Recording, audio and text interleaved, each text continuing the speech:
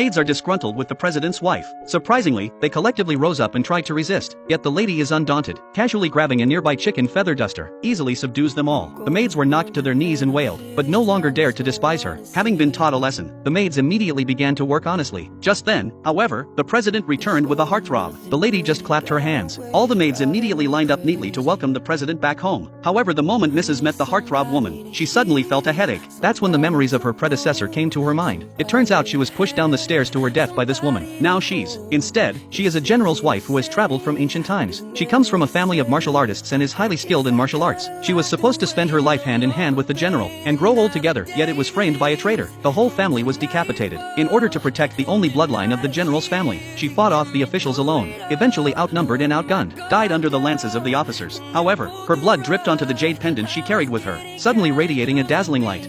Which made her travel to the modern era, possessed the recently deceased president's wife. To her shock, the president looks exactly like the general. The president pushes her away, tells her to stop moving her hands. She doesn't understand why the president is so cold, questioned him if it was because of this heartthrob woman, and she bluntly said that the heartthrob woman had evil intentions. Never let her in the door. The heartthrob woman sees this, immediately put on a look of innocence and pity, asking the president to do her bidding. Madam snapped. A concubine dares to talk too much, ordered her to be dragged down and given death on the spot. The maids immediately acted in silence upon hearing this. The doctor rushes forward to warn that, nowadays, it's a society governed by the rule of law. You can't just kill people. Hearing this, the maids rushed to take the heartthrob down to the house and hit her with 50 lashes. The lady quickly catches the blood spattered by the heartthrob, but the floor was too slippery. I'm about to fall. The president immediately stopped and hugged her. The moment the two of them met each other's eyes, it's as if there's an electrifying sensation but the president pretends not to care. Subsequently, the president accidentally sat on the remote and turned on the TV. Suddenly, the TV screen flashes on and, frightened, the lady dives into his arms. The president mistook her for a pout. Just then, the television news reports that archaeologists dig up an alabaster bracelet. Unexpectedly, it turned out to be a token of love between her and the general. It was only at this moment that the lady realized that herself had traveled 1000 years into the future. The president in front of him, seeing her like this, the president stated that there was no use crying. The divorce agreement she had to sign. Madam, however, wonders if divorce means merger. The president is under the mistaken impression that she doesn't want a divorce, deliberately playing dumb. She rushes to explain that she's not his wife, and recounted her experience to the president. The president listens, confused, thinks she's been knocked out of her mind. Subsequently, she asked the president to let her save some money before she divorced. The president sees her acting so haphazardly, reluctantly agreed to a divorce in 6 months, and asked her not to make trouble in the meantime. Next, all she has to do is adapt to modern life as quickly as possible. On this day, she overheard that the president was going to an auction. She suddenly remembers that the jade bracelet will be present at the auction and asked the president to take her along. But the president was worried about her getting into trouble.